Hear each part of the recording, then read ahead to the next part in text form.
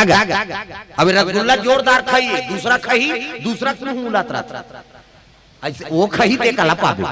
अभी हमार राजीव मेला गेनगा और राजीव मेला में कथा होई तब घुमत रहन मेला में मिठाई वाला मन कहते आन महाराज एको ठन मीठा खा लेबे अब बैठे अब काला देव कहते बला तो रसगुल्ला दे दी और रसगुल्ला खात हम तमे पूछे बेटा ला और सैया ला कद भैया का तो काय महाराज हमन एक दिन आए तो रसगुल्ला मांगा था अब ते दिन भर वाला पोरसा था छिया था तो तोला लालच लागथे नहीं लागथे त खा खा काला खाबेगा वो तो मालिक बैठे रहथे किस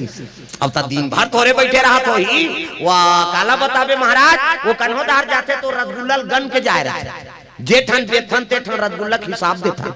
अरे भले गने रात होईगा अब एकदम लालच जम जात होई त कैसे करत होबे तो मोर कान तीर में बताई तोला बतात होगा तो कौन जन बता कैसे